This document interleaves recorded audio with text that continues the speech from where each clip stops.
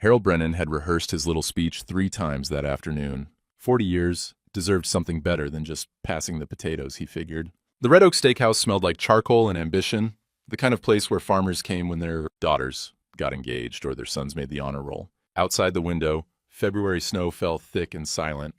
Linda's phone buzzed on the white tablecloth. She was in the restroom, freshening up, she'd said. Harold glanced down at the screen without thinking much of it. A text from someone marked M glowed in the dim light. Room 304 is ready, same place, 8:30. He read it twice, 3 times. The words didn't change. Linda returned, saw his face, and went white as the snow outside. She didn't say a word, just grabbed her purse and walked out, leaving Harold sitting there with 2 untouched ribeyes and a small velvet box in his jacket pocket, containing pearl earrings he'd been paying off for 3 months. The drive home took 12 minutes. Harold didn't remember a single one of them. His hands gripped the steering wheel at 10 and 2, the way his father had taught him in 1958, and the windshield wipers beat their steady rhythm against the snow. He passed the First Methodist Church where they'd married, the VFW Hall where he still went for Friday coffee, Ed's Feed and Grain where he'd bought fence staples just that morning. 40 years of life in a 12-minute loop. The farmhouse sat dark when he pulled into the gravel driveway. Linda's car wasn't there. Harold sat in the truck with the engine running, heat blasting, watching snow accumulate on the fence line his father had built in 1952. Every post represented a promise. Harold's father had worked double shifts at the mill to buy this land, 200 acres of creek bottom and timber. On his deathbed in 2000, he'd gripped Harold's hand and said, "Keep the Brennan name on this land, son." Harold had meant to. He finally killed the engine and walked through the dark house to the barn. It was colder out there, but it was his thinking place. The smell of motor oil and old wood and 40 years of work. He sat on the cold tractor seat and pulled out his father's pocket watch. 1952 Elgin, worn silver, still keeping time. The metal was warm from being against his chest. Room 304 is ready. Harold tried to make it mean something else. Maybe Linda was planning a surprise. Maybe M was Margaret from her book club. Maybe there was an explanation that didn't crack his whole life down the middle, but he'd seen her face go white. He sat in that barn until dawn, running through the last 6 months in his mind like rewinding an old tape. Linda buying new clothes he'd never seen her wear around the house. Taking the car into town for errands that lasted 3 hours. Her phone always faced down on the kitchen counter, the way she'd stopped asking about his day. The wedding photo on the barn wall showed them young and stupid with hope. 1975. Linda in her mother's dress, Harold in his only suit, both of them thinking 40 years meant forever. When the sun finally touched the barn rafters, Harold heard gravel crunch. Linda's Honda pulled in slow like she was dreading the driveway as much as the house. He watched through the gap in the barn siding as she got out, smoothed her coat, and walked inside. Not sneaking, just tired. Harold gave her 30 minutes, then went in through the kitchen door. She was making coffee. The pot gurgled and spat, filling the kitchen, with a smell that used to mean morning and routine, and 2 people building a life. Now it just smelled like coffee. Linda, she didn't turn around, just kept spooning grounds into the filter, measuring careful like it mattered. "We need to talk," Harold said. "I know." "Where were you?" Linda's shoulders tensed. She finished with the coffee, pressed the button, and finally turned to face him. Her eyes were red, but dry. "I need time, Harold, to think. Time to think about what? About who M is? About room 304? Something flickered across her face. Surprise, maybe, that he'd fight. "It's not what you think." "Then tell me what it is." "I can't. Not yet." She moved toward the hallway, toward their bedroom. "I need to shower. I need to sleep. We'll talk later." "It's 6 in the morning. Where have you been for 9 hours?" Linda stopped at the doorway. When she looked back, her face had gone hard in a way Harold had never seen in 40 years. "I said later, Harold." The bedroom door closed. The lock clicked. Harold stood in the kitchen listening to the coffee pot finish its cycle and the shower turn on upstairs. Water running for a long time. Washing something away, maybe. Evidence. Guilt. He didn't know anymore. He poured himself a cup of coffee and sat at the table where they'd eaten 10,000 meals together. The pearl earrings were still in his jacket pocket, hanging on the hook by the door. He should return them, get his money back, but he just sat there, watching steam rise from his cup, waiting for his wife to come downstairs and explain why their marriage had ended at the Red Oak Steakhouse over a text message meant for someone else. By noon, she still hadn't come out. By sunset, her phone had buzzed 17 times on the kitchen counter, each buzz like a hammer tap on a nail. Harold never looked at it, didn't need to. He already knew. Linda came out of the bedroom 2 days later, with tears and an apology that sounded rehearsed. She sat across from Harold at the kitchen table. The same table where he'd waited, the same coffee pot gurgling its morning song, and reached for his hands. Harold let her take them, even though his fingers felt like wood. "It was a mistake," Linda said. Her voice cracked in all the right places. "A terrible, stupid mistake. Marcus means nothing to me."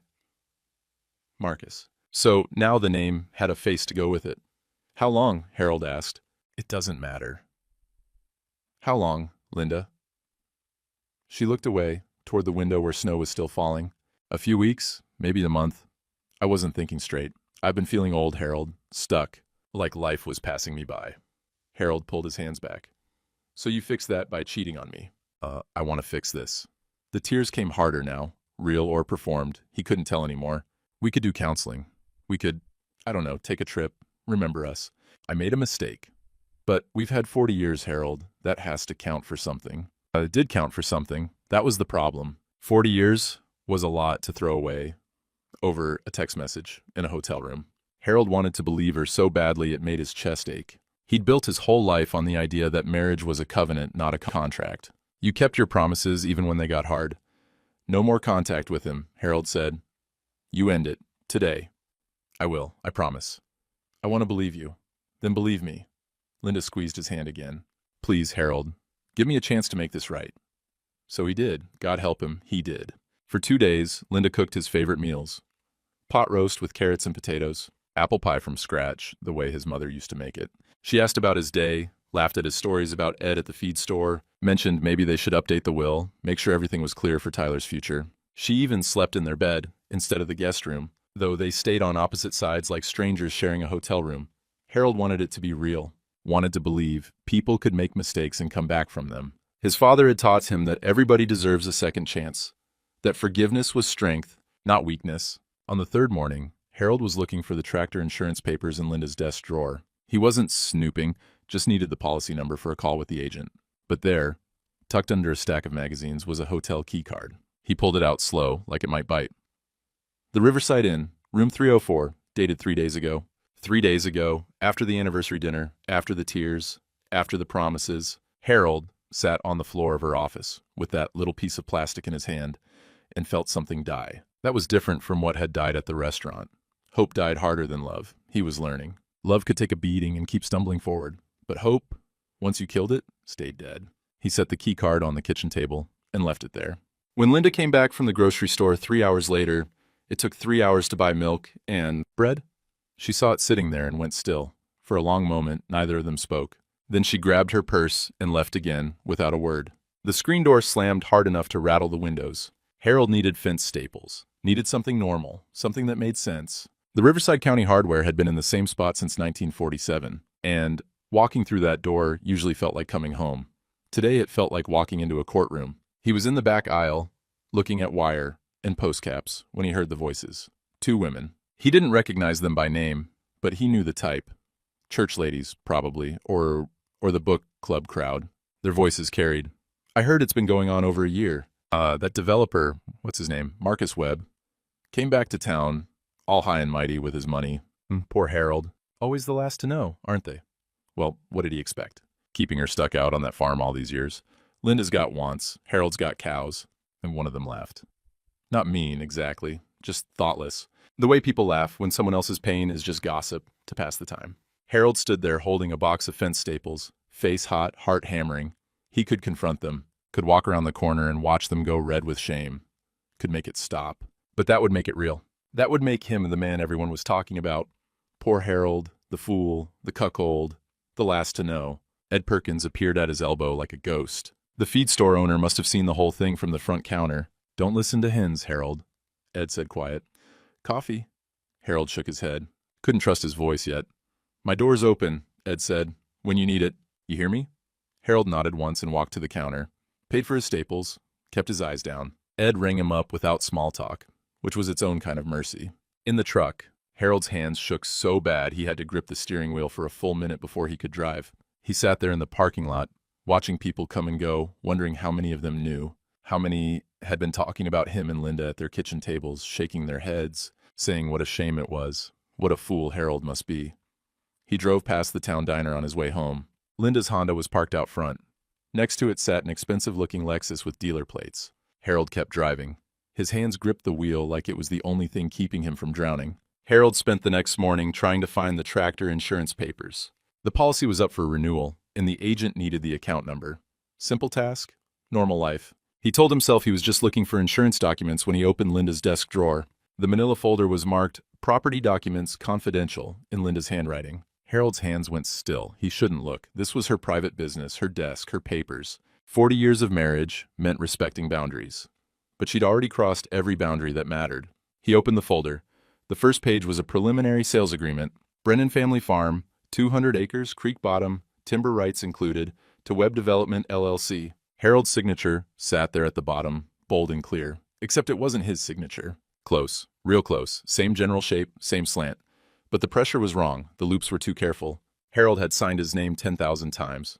On marriage licenses, and mortgage papers, and Tyler's school, forms, and he knew his own hand. This wasn't it. He flipped through the stack. Property surveys. Appraisal reports showing the land worth $850,000. Development plans with colored drawings of houses and streets with names like Brennan Ridge Drive and Heritage Circle. Marketing materials promising luxury rural living. His hands started shaking. At the bottom of the stack were bank statements. An account at County Trust he'd never opened. Joint account, Harold and Linda Brennan, opened 8 months ago with a deposit of $50,000. Harold's parents had left them that money when they died, meant to be saved for emergencies, for Tyler's education, for the future. The current balance was $238, 8 months of withdrawals, cash, mostly. Small amounts at first, $500 here, $300 there, then bigger, $5,000, $8,000. The last withdrawal, 2 weeks ago, had cleaned out what remained. Harold sat on the office floor with papers spread around him like evidence at a crime scene. The winter light coming through the window was cold and thin. Outside, the fence line stretched into the distance. Every post driven by his father's hands, or his own. 3 generations of Brennan, sweat soaked into that land. Linda and Marcus were going to erase it all. Not for passion, not for love, for money. For condos and streets with fake heritage names and people who'd never worked a day on dirt. He gathered the papers carefully, put them back in the folder, and carried them to the barn, his thinking place. The smell of motor oil and old concrete and 40 years of maintenance. He sat on the cold floor and held his father's pocket watch, feeling its weight, hearing it tick. "I'm sorry, Dad," he said to the empty barn. "I might break that promise." The watch ticked on, indifferent. Harold called a lawyer from his old flip phone, left a message with the secretary. Within an hour, Sarah Chen called back. "Mr. Brennan, you said it was urgent. I need to come in today. This afternoon, if you can manage it." Something in his voice must have convinced her. "I'll make time. Bring whatever documents you have." The law office sat above the hardware store in a building that used to be the old Masonic Hall. Sarah Chen was younger than Harold expected, maybe mid-40s, with sharp eyes and a handshake that meant business. She cleared space on her conference table and let Harold spread out the papers. She didn't say anything for 5 minutes. Just examined each page, occasionally making notes on a yellow legal pad. When she got to the signature comparisons, she pulled out a magnifying glass. Finally, she looked up. "This is forgery. Clear case. The signature's close, but it's not yours. Can you prove it?" "Handwriting analysis, yes. It'll cost you, but we can prove it." And she tapped the bank statements. "This is worse, though. Joint account opened without your knowledge. Funds withdrawn systematically. That's financial fraud, Mr. Brennan. Possibly elder abuse if we can show you were deceived. Elder abuse." The words made him feel every one of his 68 years. How long will this take? Sarah's face softened. "I won't lie to you. Court cases move slow. Best case, 18 months. Maybe 2 years. And Mr. Webb, this Marcus Webb, he's got money. His development company can afford to drag this out, file motions, run up your legal fees until you can't afford to fight anymore. What will it cost me? $40,000 minimum. Maybe $60,000 if it goes to trial. Could be more if he fights dirty." She paused. And juries can be unpredictable. They see an older man in work clothes against a successful businessman in a suit. Sometimes they make assumptions. Harold looked at the papers spread across the table. His whole life reduced to evidence exhibits. "My father bought that land in 1952 with money from working double shifts at the mill. He made me promise to keep it in the family. I've got 23 years of keeping that promise. I'm not stopping now." Sarah Chen nodded slowly. "Then we fight. But Mr. Brennan, you need to know. This won't be easy. Your wife has legal claim to half the marital assets. The forged signature helps us, but there's something else." Harold's throat felt tight. "That $50,000 they took? That wasn't just savings. My parents left specific instructions. Part of it was supposed to be for my grandson Tyler's college fund. They wanted their great-grandson to have an education they never got. Sarah's pen stopped moving. They stole from your grandson's education fund? Linda's his grandmother. Well, step-grandmother. I raised him like my own. Sarah's expression went hard. Theft from a minor's trust fund is a felony in this state. That changes everything. She made more notes. We can work with this, but Mr. Brennan, Tyler will find out. Court documents are public record. He's gonna know his grandmother stole his college money. And Harold thought about Tyler, 19 years old and away at community college, working part-time at a pizza place to help with expenses. The boy had called last week, excited about making Dean's List. Harold had told him how proud he was, how his great-grandparents would have been proud too. He hadn't told him the college fund was gone. He'll find out eventually, Harold said. Better he learns it in court than living a lie.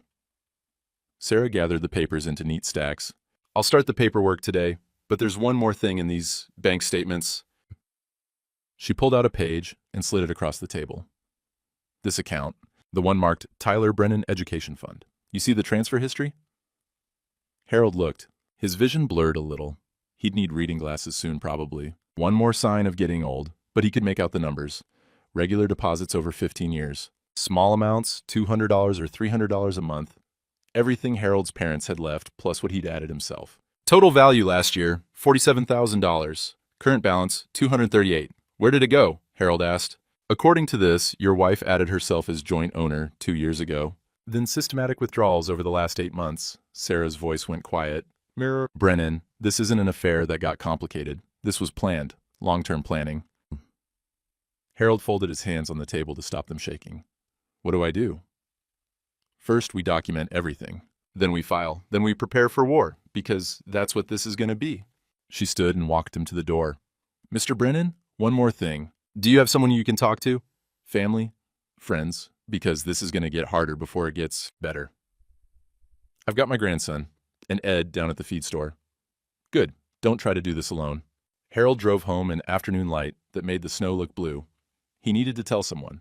Needed to split this burden before it crushed him. But Ed would be closing the store soon, and Tyler was 3 hours away at school, and Harold didn't want to burden the boy with news this heavy over the phone. So he went to the feed store anyway, needing supplies, needing normal. Marcus Webb was standing at the counter, talking to Ed. Marcus Webb turned when the bell above the door chimed. He was dressed like someone going to brunch in the city, expensive polo shirt, pressed khakis, loafers that had never seen mud. His Lexus keys dangled from one finger like a prop. Harold? Marcus smiled, the kind of smile that didn't reach his eyes. Good to see you. Harold stopped 3 steps inside. Ed was behind the counter, and his whole body had gone tense, ready to move if this went sideways. Marcus extended his hand. Harold looked at it like it was a snake. No. Marcus dropped his hand, still smiling. Fair enough. No hard feelings, right? Business is business. No business. That's right. Marcus leaned against the counter, casual, like they were discussing weather. Linda and I were looking toward the future. Your land? It's prime development property, Harold. You've been sitting on gold. 200 acres that close to town? With the highway access, you could retire comfortable. Real comfortable. Harold's hands curled into fists at his sides. Ed moved slightly, positioning himself. It's not for sale, Harold said. Marcus laughed. Not mean, exactly, just dismissive. Like Harold had told a joke that wasn't funny. Linda disagrees, and legally it's half hers. Community property state, you know how it works. She's ready to sell her half. And trust me, once the lawyers get involved, you'll want to settle. Litigation is expensive for Harold. Real expensive. I should know. I've got 3 lawyers on retainer. I've got 1 now, too. Something flickered across Marcus's face. Surprise, maybe. You hired a lawyer? Harold, come on. Don't make this harder than it needs to be. Linda wants out. You want dignity. I'm offering you both. Take the money. Buy yourself a nice condo in town. Spend your retirement fishing, or whatever it is you do. Whatever it is I do, Harold repeated. His voice had gone quiet, which was more dangerous than loud. I worked that land. My father bought it in 1952 with money he saved working double shifts at the mill. He died on that land. I promised him I'd keep it. Promises to dead people don't spend, old man. Marcus pushed off of the counter, checking his watch. Expensive. Probably cost more than Harold's truck. Look, I'm trying to be nice here. But if you fight this, you'll lose everything. Legal fees will eat whatever you'd get from the sale. And at your age, how many years you got left to enjoy it anyway? Ed's voice cut in. Marcus, I think you'd better leave. Marcus ignored him, eyes locked on Harold. One more thing. That development, it's happening, with your land or without it. Your neighbors to the south, they're already talking to me. If you don't sell, we'll just build around you. You'll have houses on 3 sides, traffic, noise, property taxes going through the roof because of increased valuations. You'll end up selling anyway, just for less money and looking like a stubborn fool. Harold took a step forward. Marcus's smile faltered. Get out, Harold said. I'm leaving. But think about it, Harold. Think real hard. Because this train is moving, and you can either get on board or get run over. Marcus headed for the door, paused with his hand on the frame. Oh, and Harold? Linda sends her regards. She's real comfortable at my place, says she should have left years ago. The door closed. The bell chimed. Marcus's Lexus pulled away with a purr of expensive engine. Ed came around the counter. You all right? Harold couldn't answer. His jaw was clenched so tight his teeth hurt. He'd wanted to hit Marcus. Wanted it so bad his hands were still shaking. 40 years of being a peaceful man, and he'd wanted to put his fist through that smug face. Coffee, Ed said. It wasn't a question. They went to Ed's back office, a cluttered space that smelled like grain dust and old coffee. Ed poured from a pot that had probably been sitting there since dawn. The coffee was thick enough to stand a spoon in, but Harold drank it anyway. He's wrong, Ed said. About everything. That land is yours. Half of it is Linda's, legally. Law's one thing, right's another. Ed sat in his desk chair, springs squeaking. Marcus Webb came back to town 6 months ago, all flashing cash. His daddy was Webb from Webb's Garage, remember? Fixed cars, drank too much, died broke. Marcus got out soon as he could, made money in real estate downstate. Now he's back trying to prove something. He's trying to steal my land. Yeah, and using your wife to do it. Ed took a long drink of coffee. Town knows, Harold. Everybody knows. They're not proud of it, but they know. That's what Harold was learning. Everyone knew. The hardware store women, Ed, probably Pastor Williams and the whole congregation, Harold Brennan, the fool, the cuckold, the man whose wife was living openly with another man while plotting to steal his inheritance. I'm not coming to VFW for a while, Harold said. The hell you're not. Friday, coffee, 8 a.m., same as always. You don't hide, Harold. Hiding makes them right. Harold stared into his coffee cup. I can't face them. Yes, you can, because you didn't do anything wrong. Ed leaned forward. Listen to me. You show up Friday. You drink coffee. You talk about the weather and the price of corn. You act like a man with nothing to be ashamed of, because you don't. Harold nodded, but he knew he wouldn't go. Couldn't. Not yet. He drove home as the sun set, painting the snow orange and pink. The farmhouse sat empty. Linda's car was still gone, probably at Marcus's place, wherever that was. Harold didn't even know where his wife was living now. He sat on the porch in his coat, watching the temperature drop. 15 degrees, then 12. The cold didn't bother him much anymore. Nothing did. That was the problem. He was going numb inside, and numb was dangerous. Numb was how men gave up. His father's pocket watch sat in his palm. Harold wound it out of habit, listening to it tick. 3 generations of promises in that watch. His grandfather had carried it. His father, now him. Supposed to go to Tyler next, but what was the point? There'd be no land to pass down, no farm. Just a story about how the Brennans had owned something once, before they lost it to a developer and a faithless wife. Harold took the watch off its chain and set it on the porch rail. Just set it there, ticking in the cold. He didn't put it back in his pocket, didn't wind it again, just left it there and went inside to a house that didn't feel like home anymore. 3 days passed. Harold stopped going to church. Didn't answer when Ed called. Didn't respond when Tyler texted asking how he was doing. He sat on that porch in the cold for hours each day, watching the fence line, watching snow fall, watching nothing. The pocket watch stayed on the rail, ticking down. Some men break loud with rage and violence and broken furniture. Harold was breaking quiet, and quiet breaks are more dangerous because nobody sees them until it's too late. On the morning of the 4th day, Harold sat on the porch at dawn, staring at the watch. The metal had frosted over. He should bring it inside, should wind it, should do something. He didn't move. The sun came up cold and white. Harold's breath made clouds in the air. His hands had gone numb in his gloves. He'd been out here since 4 a.m., maybe longer. Time didn't mean much anymore. Movement caught his eye. Across the snowy field that separated his property from the Hutchins place, someone was walking. A figure in a heavy coat carrying something. Nora Hutchins, his neighbor, 71 years old if she was a day, crossing a frozen field in the early morning with a thermos in one hand and a manila envelope in the other. She climbed his porch steps without asking permission, sat in the second rocker without being invited, and poured coffee into 2 cups she'd brought. Set the envelope on Harold's lap. Your daddy would want you to fight, she said. Her voice was rough from the cold and from years of not mincing words. I got pictures. I got dates. I got receipts. Harold looked at the envelope but didn't open it. Nora sipped her coffee, waited. Why? Harold finally asked. Because 30 years ago, my husband left me for a younger woman, took half of everything I'd worked for, and nobody said a word. Nobody helped. They all just watched and whispered. She set her cup down.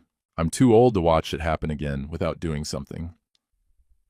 Harold opened the envelope with stiff fingers. Photographs, dozens of them. Linda's car at Marcus's rental house, time-stamped. Marcus's Lexus at the farm when Harold was at the VFW. Hotel receipts pulled from Linda's trash. 8 different dates over 4 months. A timeline, written in Nora's neat handwriting, documenting every coming and going. How long have you been watching? 8 weeks, since I noticed the pattern. Nora refilled his coffee. Some folks think silence means we don't see. We see everything. We're just invisible because we're old. Harold looked at the evidence. Real evidence. Dated, documented, usable. His lawyer could use this. Call Sarah Chen, Nora said. Give her this. And Harold? She stood, gathering her thermos. Put your daddy's watch back on. You're not done yet. She walked back across the field, footprints dark in the fresh snow. Harold sat holding the envelope, holding the coffee that was still warm. The sun was fully up now, and somewhere down the road a truck was starting, and the world was moving, whether he moved with it or not. He picked up his father's watch, brushed the frost off, put it back in his pocket where it belonged. Then he went inside and called his lawyer. Sarah Chen called back within 2 hours. Mr. Brennan, this evidence your neighbor collected. It's solid. Dates, times, photographs with metadata. This helps considerably. Papers rustled on her end. But we need to discuss something. Marcus Webb filed a petition with the town council. They're holding a public hearing in 2 weeks about rezoning your property for residential development. Harold's stomach dropped. Can he do that? If your wife signs off as co-owner, yes. And even if she doesn't, he can petition based on adjacent properties. He's been busy, Mr. Brennan. He's already got preliminary commitments from your southern neighbors. If the council approves rezoning, your property value changes, your taxes triple, and suddenly selling becomes your only option. So I've got 2 weeks. We've got 2 weeks, Sarah corrected. I'll prepare your case. You'll need to speak at the hearing, present evidence of fraud. It won't be comfortable. This will be public. Everyone in town will know the details. They already know. Knowing and hearing it in a formal setting are different things. Are you prepared for that? Harold looked out his kitchen window at the fence line. I don't have a choice. After he hung up, Harold made himself eat something.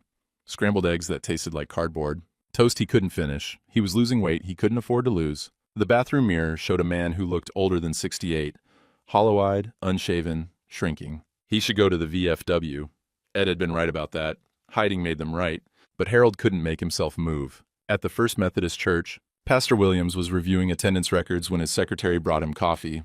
Harold Brennan missed again, she said. 3rd Sunday in a row. Pastor Williams frowned. Harold had missed church exactly twice in 20 years. Once when he had the flu bad enough to hospitalize him, once when his father died. 3 consecutive absences meant something was deeply wrong. I'll call him. I tried yesterday. He didn't pick up. Pastor Williams stood, grabbing his coat. Then I'll go see him. He called Ed Perkins on the way to his truck. You seen Harold lately?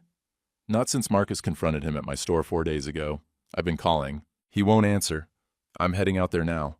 Wait for me, Ed said. I'm coming too. And they discussed Harold's situation on the drive out, what they knew from town gossip, what they'd pieced together, what they suspected. By the time they pulled into Harold's driveway, both men had the same worry etched on their faces. Harold's truck was there.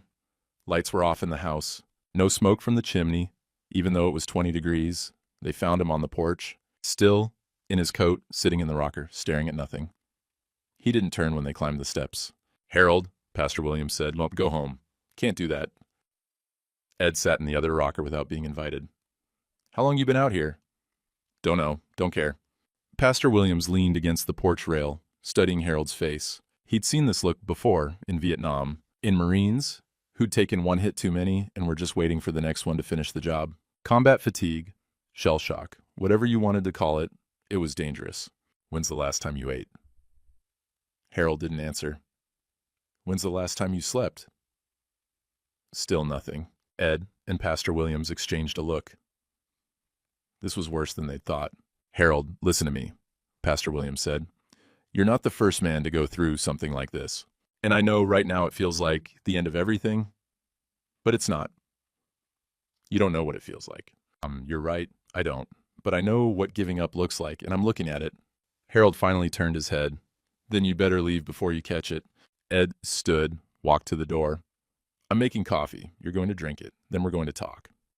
I don't want to talk. Tough. Ed disappeared inside. Pastor Williams sat in Ed's abandoned rocker. For a long time, neither man spoke. That was one thing about male friendship. Sometimes silence said more than words.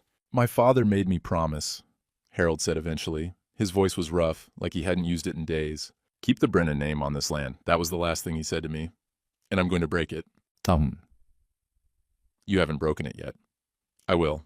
The lawyer says, even if I win, the legal fees will bankrupt me. Marcus has 3 lawyers. I have 1. He's got money to drag this out for years. I've got, Harold gestured at the frozen farm, this, and half of it isn't even mine anymore. So you're going to quit? I'm being realistic.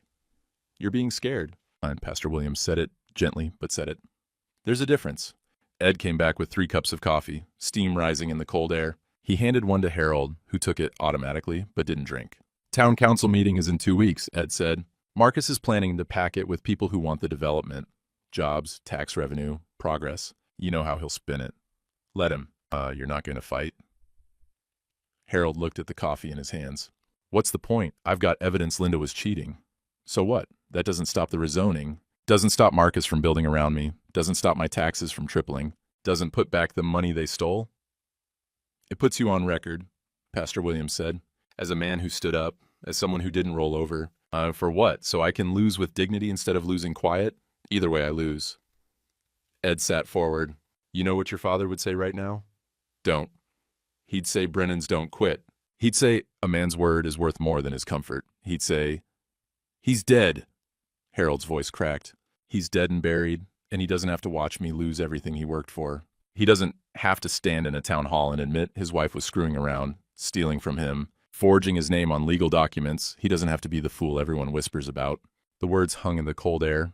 Pastor Williams let the silence settle, then spoke. You're right. He doesn't. You do. And that's harder. Way harder. But Harold, if you quit now, what does that teach Tyler? Harold's head snapped up. Tyler's watching, Pastor Williams continued. Watching how you respond when life kicks you in the teeth. Watching what you do when the deck is stacked against you. You quit now. That's the lesson he learns. When things get hard, you fold. Tyler's at college. He doesn't need to know about this. He already knows something's wrong. Kids aren't stupid.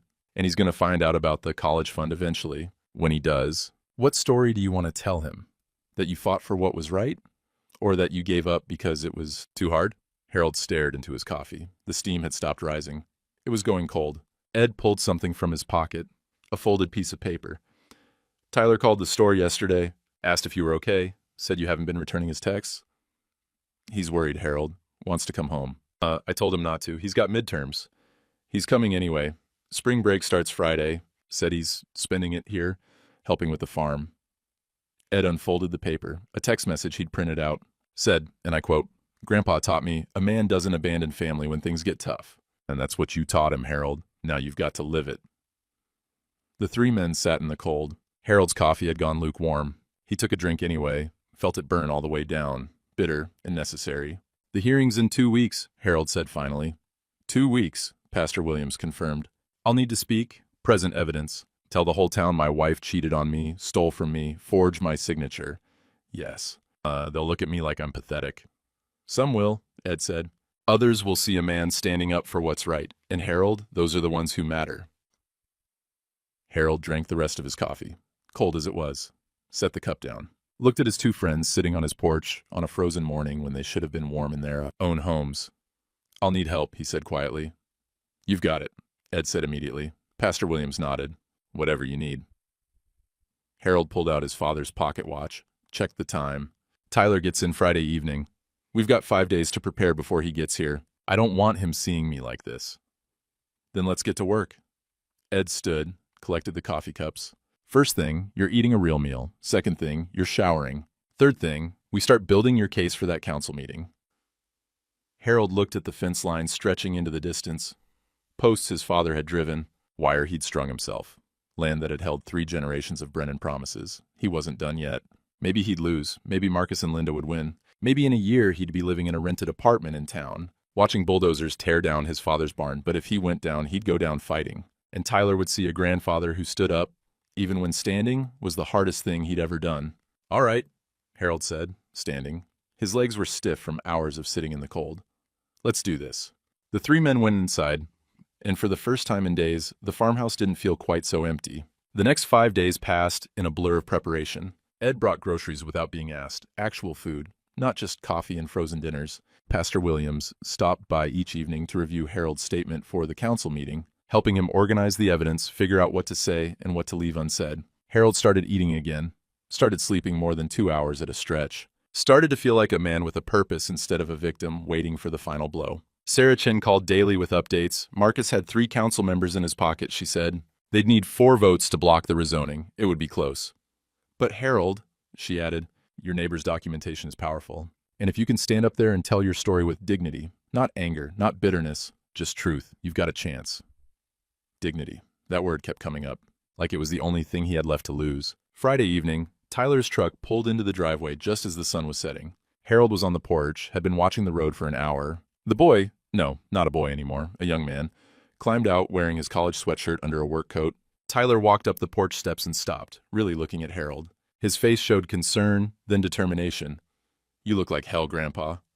"Feel like it too." And Tyler set his backpack down. "What needs fixing first? Not what happened, or tell me everything, or are you okay? Just what needs fixing?" Harold felt something in his chest crack open. "Fence line's got 3 posts that need replacing. Been putting it off. Let's do it."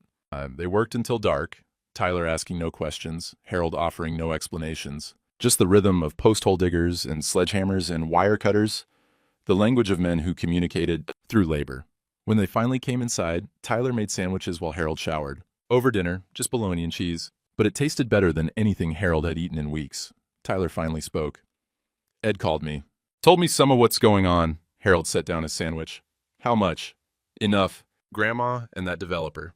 The land, the legal stuff." Tyler's jaw tightened. "Ed didn't mention my college fund." So the boy knew. Harold had been dreading this moment. "Tyler, is it true? Did she steal the money great-grandpa and great-grandma left for my education?"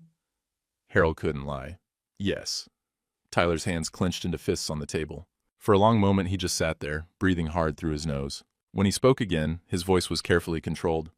"How much?" $47,000?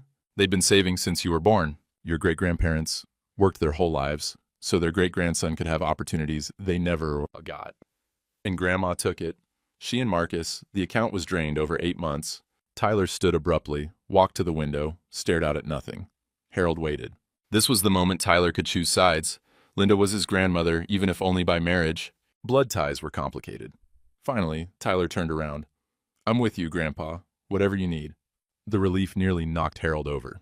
"Son, this is going to get ugly. The town council meeting next week. It'll be public. Everyone will know the details. Your grandmother will be there. Marcus, too." "Good. They should see what they're doing to you." Tyler came back to the table, sat down hard. "Grandpa, you taught me a man keeps his word. You made a promise to great-grandpa about this land. I'm helping you keep it." Harold reached across the table. Tyler gripped his hand, calloused now from work, not soft like it used to be, the handshake of men. "There's more you should know," Harold said. "The lawyer says even if we win, the legal fees could bankrupt me. I might lose the land anyway, just slower. Then we'll figure something out. I'm transferring to community college, closer to home." "Tyler, no. Your education can continue here. It's cheaper anyway, and I can work, help with the farm." Tyler's voice was firm. "You raised me, Grandpa. When my real dad left and Mom was a mess, you were the one who taught me to drive, taught me to work, taught me what being a man actually means. I'm not abandoning you because things got hard." Harold had to look away. His eyes were burning. "Besides," Tyler added, "Mom needs to learn you don't get to steal from people and face no consequences, even if she's my grandmother." They finished eating in comfortable silence. After dinner, Tyler did the dishes without being asked. When he was done, he turned to Harold. "What time's the council meeting?" "Tuesday, 7 o'clock. "I'm coming." You don't have to." "I'm coming," Tyler repeated. "You stand up there and tell the truth. I'll be standing right beside you. They need to see you're not alone." Saturday morning, Dale Rutherford's pickup appeared in the driveway. Dale was 69, Vietnam vet, lived on disability and worked part-time at the hardware store. He'd served with Harold in 71 and 72, Same unit, same firefights, same nightmares afterward. Dale got out carrying a toolbox. Ed said your barn door's been sticking. Harold blinked. It's been sticking for 2 years. Then it's about time someone fixed it. Dale headed for the barn without waiting for permission. Harold and Tyler joined him.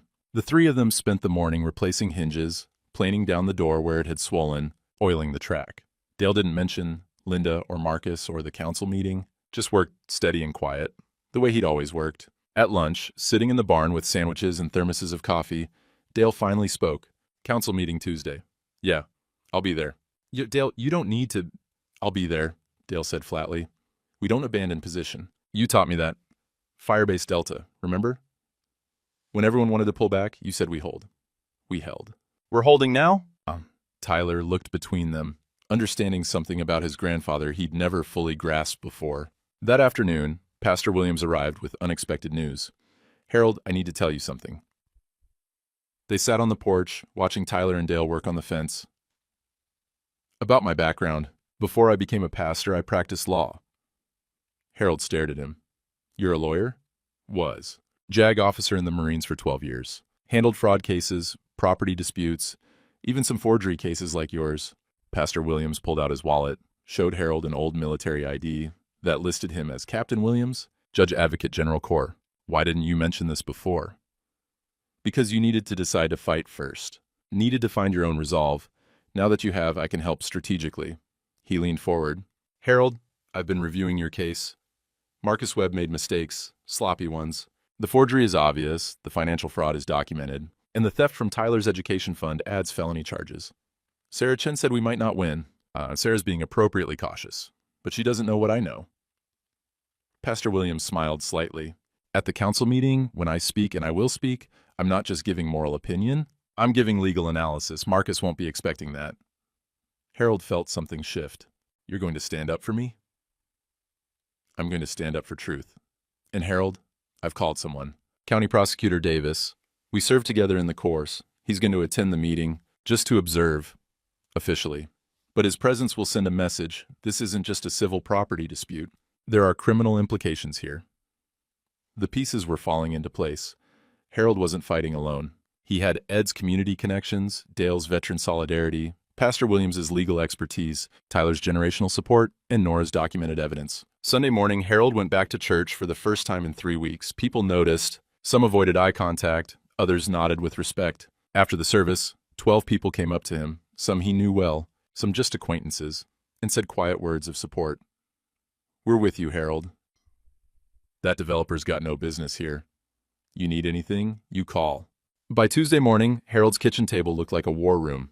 Evidence folders organized, timeline printed and laminated, Sarah Chen's notes color-coded, Pastor Williams's legal precedents highlighted, Nora's photographs arranged in chronological order. Tyler made breakfast, eggs, bacon, toast, the whole spread. Eat, he ordered. You need your strength. Harold ate. For the first time in weeks, food actually tasted like something. At 6:30, they started getting ready. Harold put on his best clothes. Not a suit, he didn't own one, but clean work pants, a pressed button-down shirt, his good boots, Tyler wore similar. Both looked like what they were. Working men with nothing to hide. Dale arrived wearing his old army jacket, the one with his unit patch still sewn on. Ed pulled up in his truck wearing his Sunday clothes. Pastor Williams came in his truck, a leather briefcase in hand that Harold had never seen before. Nora Hutchins crossed the field one more time, carrying a folder. Brought extra copies, she said, in case they try to claim the evidence was manufactured. At 6:45, the convoy of trucks left Harold's farm, Harold and Tyler in the lead, Ed following, Dale behind him, Pastor Williams and Nora bringing up the rear. They were going to war. And for the first time since that text message at the Red Oak Steakhouse, Harold Brennan felt like he might actually have a chance. The town hall parking lot was already half full when they arrived. Harold recognized most of the vehicles. Marcus's Lexus parked right up front like he owned the place, Linda's Honda beside it, and then a mix of trucks and sedans belonging to people Harold had known for decades. Some were here to support him, others were here for the show. Tyler squeezed Harold's shoulder. You ready? No, but let's go anyway. They walked in together, Harold, Tyler, Ed, Dale, Pastor Williams, and Nora. A unit. People turned to look, and Harold kept his eyes forward, back straight. Dale's old army jacket caught several gazes. The message was clear. Harold Brennan had served his country, and he wasn't rolling over now. The town hall smelled like old coffee and floor wax. Folding chairs filled the room in neat rows. and the 5 council members sat at a long table up front. Mayor Hendricks, 67, owned the pharmacy, presided with a gavel that looked older than the building itself. Marcus and Linda sat in the front row on the right side. Marcus in an expensive suit that screamed money. Linda wore new clothes Harold had never seen, her hair freshly done. She glanced back once, saw Harold, and quickly looked away. Harold's group took seats on the left side, third row. Strategic positioning, close enough to be seen, far enough back to not seem aggressive. A man in a plain suit sat in the back corner, notebook in hand. County Prosecutor Davis, if Harold had to guess, watching, recording. At 7 o'clock sharp, Mayor Hendricks banged his gavel. Town Council meeting called to order. First item, petition for rezoning of the Brennan property, 200 acres on County Road 17, from agricultural to residential development. Petitioner Marcus Webb, you have the floor. Marcus stood smooth as oil. He walked to the front with a presentation board. Glossy, professional, expensive-looking, full-color renderings of houses and streets and a community pool. Mayor, council members, neighbors. Marcus's voice was confident, practiced. I'm here tonight to talk about opportunity, about growth, about bringing Riverside County into the 21st century. He set up his board. The renderings showed Brennan Ridge Estates, 47 homes, manicured lawns, families with children, all very pastoral and perfect. This development represents $15 million in investment. It will create 200 construction jobs over 2 years. It will add 47 families to our tax base. It will bring young people back to a county that's been shrinking for decades. Marcus gestured to the board. The Brennan property is prime land, flat, good drainage, highway access. It's been sitting unused while our young people move away because there's nowhere to live, nowhere to raise families. Harold's hands tightened on the evidence folder in his lap. Marcus continued. Now, I know change is hard. I know some folks think development means losing our rural character. But growth and character aren't mutually exclusive. This development will be tasteful, controlled, designed to blend with the landscape. And the economic benefits, increased tax revenue, new businesses, a larger customer base for our existing stores will help everyone. He looked directly at the council. I've already secured commitments from the properties south of Brennan's land. With or without Mr. Brennan's cooperation, development is coming to this area. The question is whether it happens in an organized, beneficial way, or whether we let one man's stubbornness create a patchwork mess. Marcus sat down. Several council members nodded. Harold could see it. They were buying it. Jobs, growth, progress. Who could argue with that? Mayor Hendricks looked at his notes. Mr. Brennan, you have 15 minutes to respond. Harold stood. His legs felt unsteady, but he walked to the front, set down his folder, looked at the faces staring back at him. Neighbors, strangers, people he'd known since childhood. He didn't have a glossy presentation, just papers and truth. My name is Harold Brennan. My father bought this land in 1952 with money he saved working double shifts at the mill. He raised me on it. I've worked it for 43 years. When my father died, he made me promise to keep the Brennan name on that land. His voice was rough but steady. Mr. Webb says I'm standing in the way of progress, that I'm stubborn. Maybe I am, but here's what he didn't tell you. Harold opened the folder. This is my signature on a deed of sale. He held up a document, except I never signed it. This signature is forged. I can prove it with handwriting analysis, and I will in court. Murmurs rippled through the room. Marcus's lawyer leaned in to whisper something. Marcus's face had gone tight. Harold continued. This is a bank account opened in my name and my wife's name 8 months ago. Joint account. I never knew about it. $50,000, money my parents left for my grandson's education, was transferred into this account and withdrawn systematically over 8 months. He held up the bank statements. Current balance? $238. That money was supposed to send Tyler to college. My parents worked their whole lives saving for their great-grandson. Mr. Webb and... Harold's voice caught. He steadied it. And my wife stole it. Linda's face had gone pale. She was staring at her hands. Now, Mr. Webb talks about opportunity and growth, but what he's really talking about is stealing a man's land through fraud and manipulation, and he's asking this council to help him do it by approving this rezoning. Harold set down the papers. I'm not against progress. I'm against theft, and I'm asking this council to see the difference. He started to sit down, but then Pastor Williams stood. Mayor Hendricks, if I may. The mayor looked surprised but nodded. Pastor Williams, you have the floor. Pastor Williams walked to the front, and Harold noticed he was carrying his briefcase, not a Bible, a briefcase. Something was about to happen. Thank you, Mayor. I'm Pastor Williams from First Methodist. I've known Harold Brennan for 40 years. He paused. I'm also Captain James Williams, retired, United States Marine Corps, Judge Advocate General Corps. I practiced military law for 12 years before entering the ministry. The room went silent. Pastor Williams opened his briefcase and pulled out documents. I've reviewed Mr. Brennan's case. The signature forgery is clear and prosecutable under state law. The unauthorized bank account constitutes financial fraud. The theft from a minor's education fund is a felony under the Elder and Dependent Adult Financial Abuse statute. He looked at Marcus. Mr. Webb, you mentioned this development is happening with or without Mr. Brennan's cooperation. That sounds very much like a threat. And threats made in the commission of fraud can elevate charges to racketeering. Marcus's lawyer was writing furiously now. Pastor Williams gestured to the back of the room. County Prosecutor Davis is here tonight as an observer. These aren't just civil matters anymore. There are criminal implications. The man in the back corner gave a slight nod. So when this council votes, Pastor Williams said, you're not just voting on rezoning, you're voting on whether to enable documented criminal activity. I've known Harold Brennan 40 years. I've known Marcus Webb 40 minutes.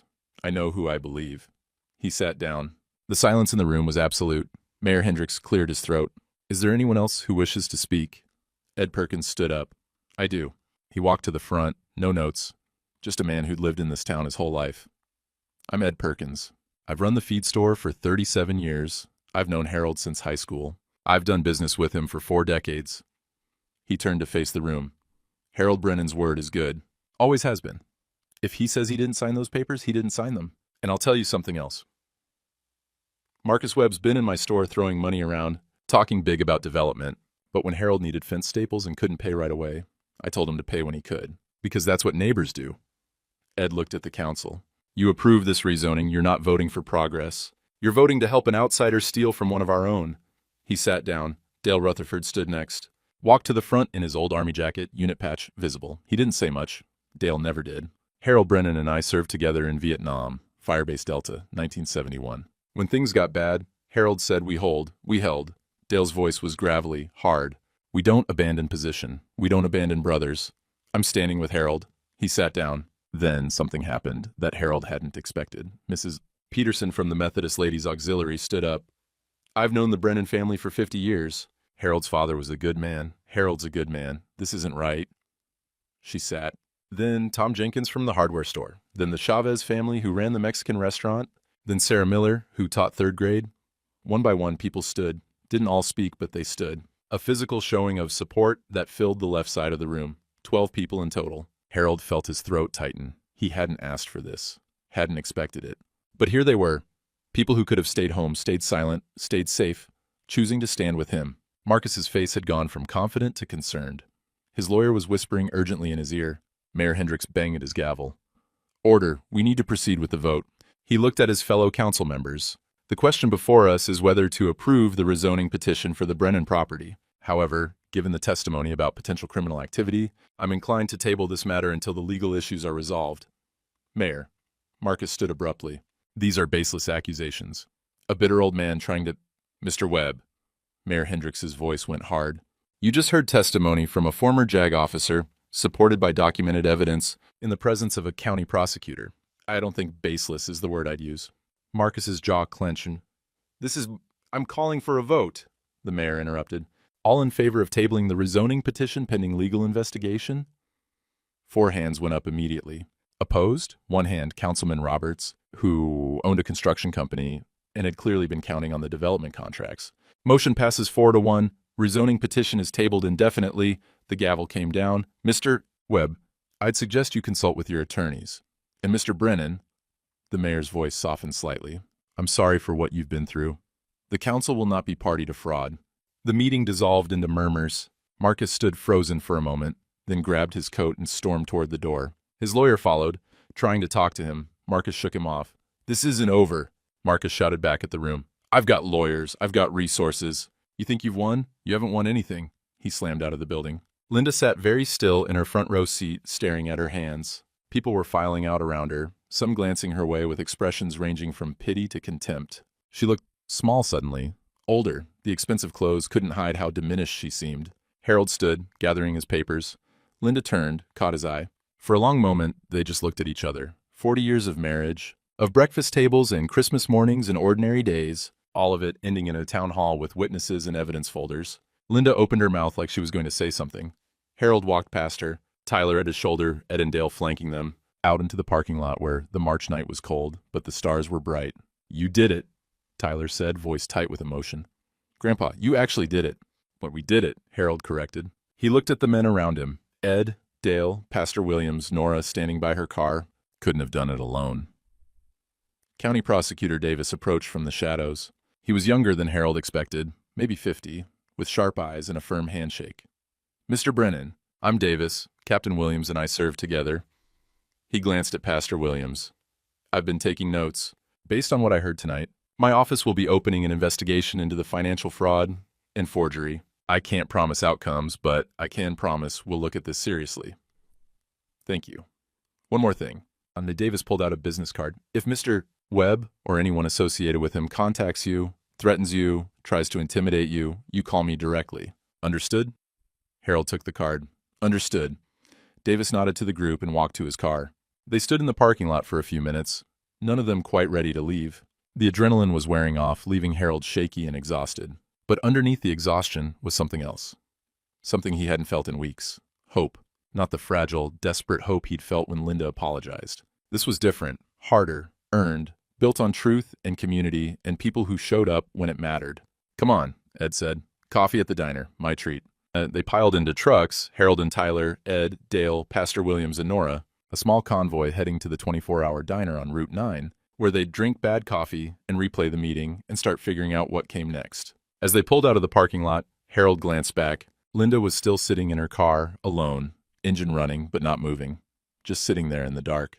Harold turned forward and didn't look back again. The diner coffee was terrible, but nobody cared. They sat in the back booth, Harold, Tyler, Ed, Dale, Pastor Williams, and Nora, replaying the meeting, laughing at Marcus's tantrum, trying to process what had just happened. "Did you see Roberts' face when the vote went 4-1? Ed grinned. "Thought he had that development contract locked up." Marcus's lawyer looked ready to have a stroke," Dale added. But Harold was quiet, staring into his coffee. Tyler noticed. "You okay, Grandpa?" Harold nodded slowly. "Just thinking, this isn't over. Marcus will appeal. Linda will file for divorce, claim half of everything. Even with the fraud charges, the legal bills are going to be massive." Sarah Chen had warned him about this. Winning the council vote was just the first battle. The war would drag on. Depositions, hearings, motions, appeals. Marcus had money to burn. Harold had a farm that barely broke even most years. Pastor Williams set down his coffee. "Then we keep fighting, one day at a time." "And Harold," Nora said quietly, "you're not paying for all this alone. I've got some savings. Nothing fancy, but it's yours if you need it." I can't." "You can and you will." Her voice was firm. "What's money for if not helping someone who needs it?" Ed nodded. "I'm in too, whatever you need." Harold looked at these people, some he'd known for decades, some like Nora who'd become allies in crisis, and felt something shift in his chest. He'd spent weeks feeling isolated, convinced he was fighting alone, but he'd never been alone. The support had always been there, waiting for him to accept it. "Thank you," he said, and his voice cracked slightly. "All of you." They sat there until the coffee ran out, and the waitress started giving them looks. When they finally left, the night was colder, but clearer. Stars stretched overhead in patterns Harold's father had taught him to read. 2 weeks later, Linda's lawyer called Harold's lawyer. Divorce papers were filed. Linda was asking for half of the farm's value, half of the remaining bank accounts, and spousal support. Sarah Chen didn't seem surprised. "We'll counter." With the fraud charges pending, the forged signatures, the stolen education fund, her claim to half the assets is compromised. "But Harold, this will take time. Months, maybe a year. How much will I lose?" Sarah was quiet for a moment. "The farm? You'll keep it? The fraud is too clear. But cash assets, savings, retirement accounts, she's got legal claim to half of those. You'll walk away with the land, but probably not much else." So Harold would be land rich and cash poor. 68 years old with 200 acres and a mortgage that still had 12 years on it. But the land would stay Brennan land. The promise to his father would hold. That was enough. Marcus Webb left town 3 weeks after the council meeting. His development company was under investigation by the county, the state attorney general, and the IRS. The local paper ran a story about fraud allegations and forged documents. His reputation, locally at least, was destroyed. Harold heard through Ed that Marcus was threatening lawsuits, claiming defamation, promising to come back and finish what he started. But his Lexus never appeared in Riverside County again. And after a while, the threats stopped. Some enemies defeated themselves with their own arrogance. By mid-April, Tyler had officially transferred to the community college. He moved into his old room at the farmhouse, took a part-time job at Ed's feed store, and started taking over more of the farm work. Harold tried to protest, but Tyler just shook his head. "This is what I want, Grandpa. College is still happening, just here instead of there. And I'm learning things school can't teach me." They worked the fence line together one Saturday morning, spring finally winning its war against winter. The snow was gone, replaced by mud and the first green shoots of new grass. Meadowlarks called from the posts, the air smelled like thaw and possibility. "You ever regret it?" Tyler asked while they were replacing wire. "Fighting instead of just selling, taking the money, moving on?" Harold straightened, looked at the land stretching out around them. "Every day I think about how much easier it would have been to quit, how much money I'd have saved in legal fees, how much pain I'd have avoided. But I made a promise. And keeping promises is what separates men from boys, what separates character from convenience." Harold turned to his grandson. "You're going to face times in your life when doing the right thing costs more than doing the easy thing. What you learn from watching me, from all of this, is that the cost is worth it. Not because you always win, but because you can live with yourself after." Tyler nodded slowly, and Harold could see the boy really understanding, really taking it in. This was the lesson that mattered more than any college fund. That a man's word means something, that dignity can't be stolen, only surrendered, that standing up beats rolling over even when standing hurts. They finished the fence as the sun climbed higher, warming their backs. Tyler's truck was parked by the barn next to Harold's, 2 generations of Brennans, working the land together. Nora waved from her kitchen window. Harold waved back. The house was quiet now. Just Harold and Tyler, no wife, no partner, no companion, after 40 years. Some nights the silence pressed down heavy. Some mornings Harold woke up and for 3 seconds forgot Linda was gone, reached for her in the bed, and found empty space. But there was a difference between loneliness and solitude, and Harold was learning to tell them apart. Loneliness was the first few weeks, desperate, aching, convinced he'd die alone and forgotten. Solitude was now, peaceful, chosen, sufficient. He missed companionship, but he didn't miss the betrayal. He missed who Linda used to be, but he didn't miss who she'd become. The divorce would be final by summer. Sarah Chen said the settlement was fair. Harold kept the land. Linda took the cash assets in her car. Tyler's college fund was being restored through a legal judgment, paid from the recovered fraud proceeds. Marcus's company was liquidating assets to cover penalties, and Tyler was first in line for restitution. It wasn't everything, but it was justice.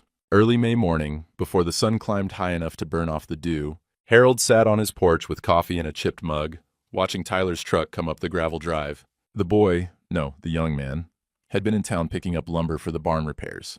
Harold's father's pocket watch sat warm in his palm. He'd wound it that morning, same as every morning, feeling the weight of 3 generations of Brennan men. His grandfather had carried this watch. His father. Now him, someday Tyler. The land stretched out before him, fence lines solid, fields ready for planting. Red barns still needing paint but standing. 200 acres of creek bottom and timber, held through fraud and betrayal and divorce and public humiliation. Held because a promise made at a deathbed mattered more than comfort, more than money, more than an easy exit.